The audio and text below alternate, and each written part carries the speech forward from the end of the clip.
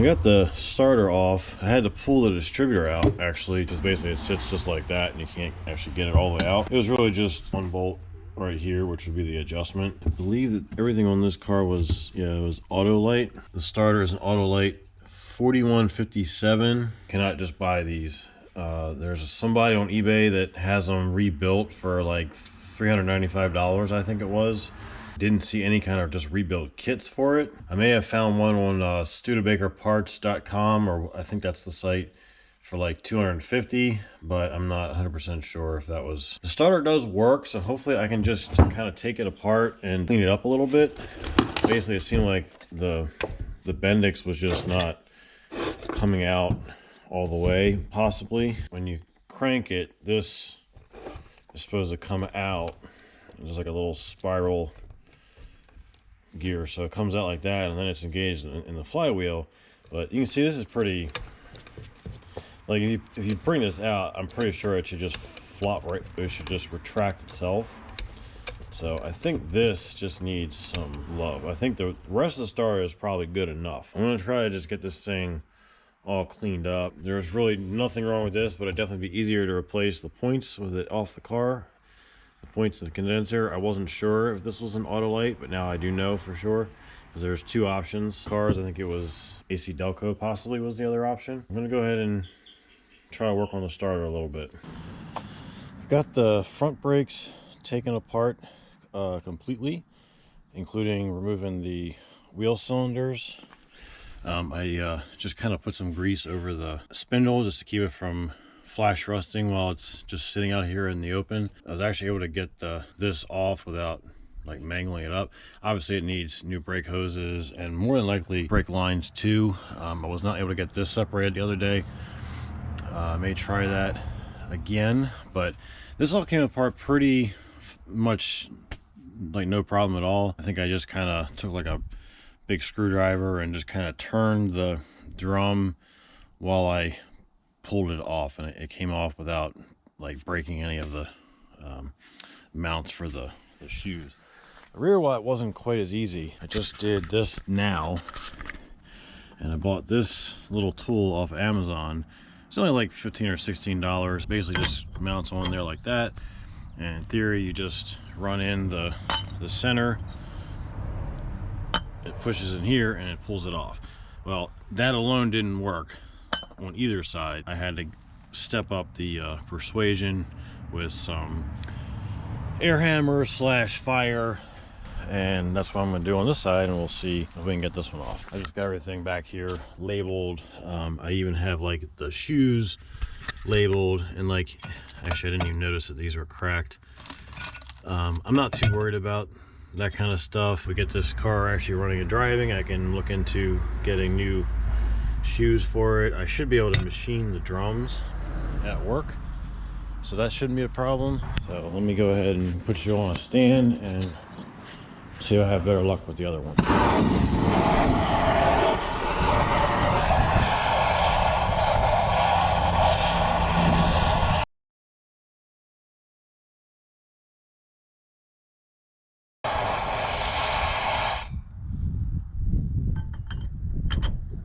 The other side, I actually spray it down with water after I heat it up. I'll see if I can do it without doing that part. It has this like lock nut on the inside, which I don't really think is needed. Kind of started bending it the other day, though. That's how I knew it wasn't going to work just by itself. And what I ended up doing on the other side was I just got it loaded up, and then I hit it with my air hammer, and that broke it loose.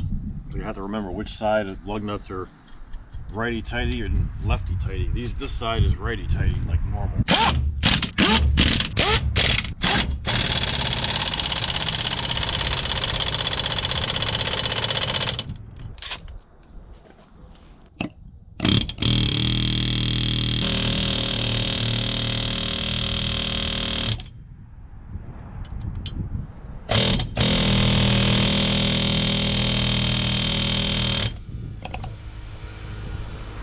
Pop loose like I did the other side. I mean, I do have to hit it with the water.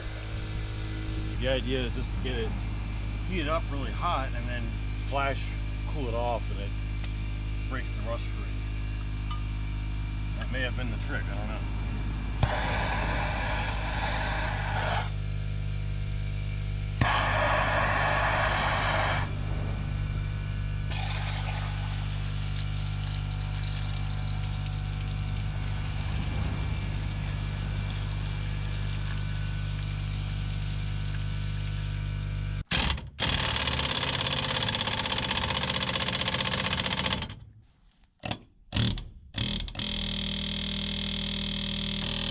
there it goes. Pops. So you have to, at least in this case, both sides, they required heating it up and then cooling it down really fast.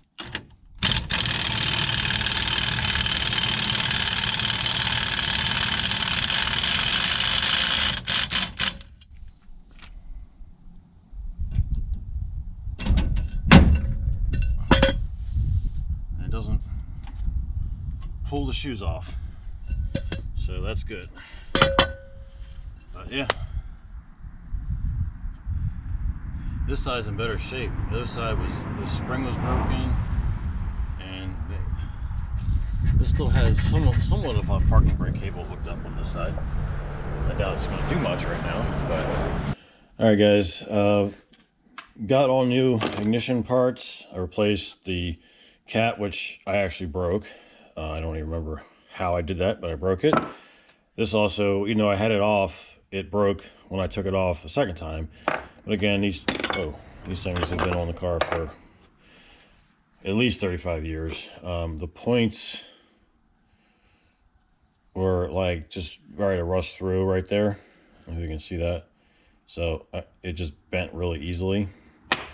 So it's got new points. There's a new condenser. I'm not sure where the old one went. I did spark plug wires. I got a 6-volt battery. I've got a new coil and a new bracket to hold that. The old one was kind of, I'm sure I could have made it work, but it was $6 and I just bought it. Cat rotor. The starter, I did take it out and took all apart, cleaned it up, put a little grease on the two ends. I got the custom made spark plug wires with new plugs. I have kind of well, definitely a makeshift fuel tank kind of set up here. There's actually a brake line right here that fit in here just fine. So I can get it to cough again, pretty much like I did in the last video you saw, but I haven't got it to just like keep like running yet. The float was stuck. I did, because when I first put this in, it was just spilling out of here. So I took that back apart and cleaned up the needle and seat and everything, and it seemed like that was working, although it kind of sticks a little bit. It wants to stick in either direction, either closed or open. I'm gonna have Julie come out today and run the starter while I stand over here and kind of self-feed it with a spray bottle or something, and try to work the throttle.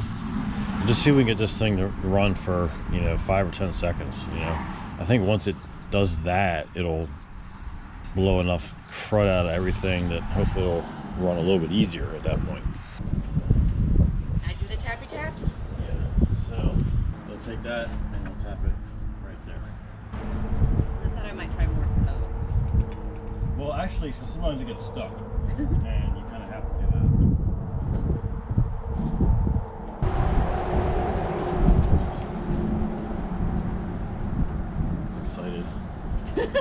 Apparently. Gracious. Sir.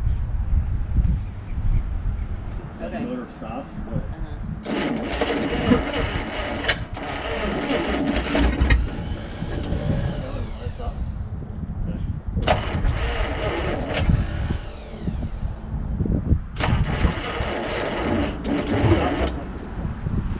Getting the blueies.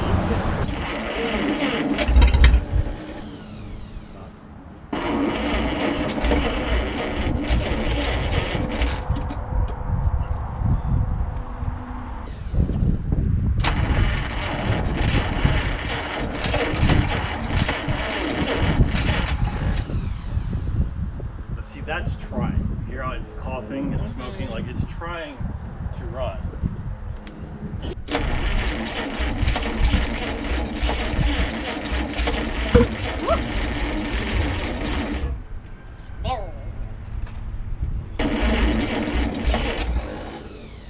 That's what I was doing before. As soon as it fires, the starter just kind of kicks out. But I guess that's just kind of how they are. It's like you just gotta get the damn thing running first. Yeah, because that's what Papa Stu said, right? Yeah. The starter would always kick out. Well, like that's what it's supposed to do.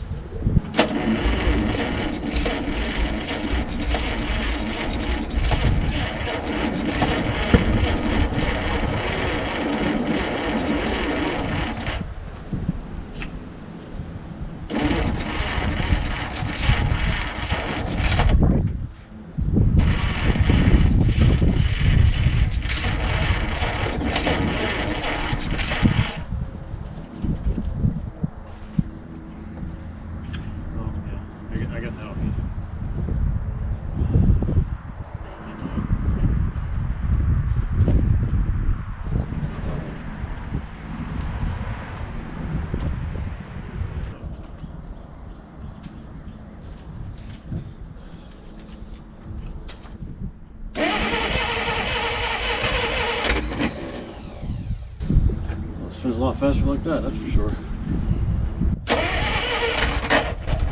Oof. I think the timing is definitely off. It's like it's trying to bounce backwards. But I put it back exactly how it was. And I theoretically ran.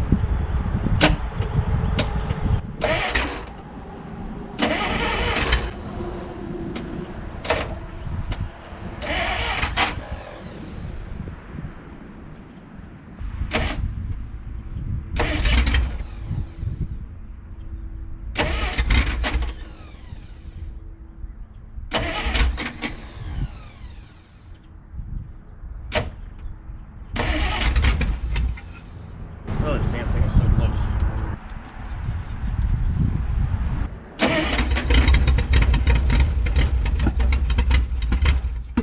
There she went.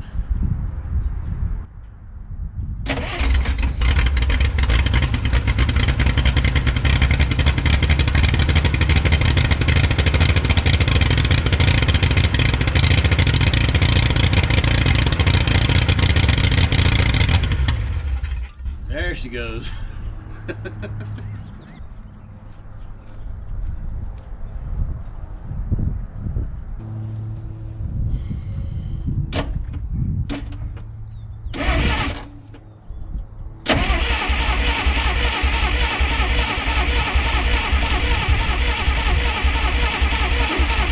Oh, you bitch. It just ran for like 15 seconds. Oh, damn it.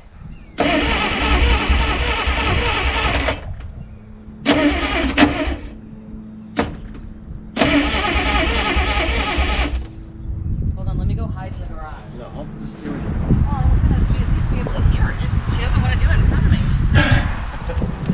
Kind of sounds like compression may have let off.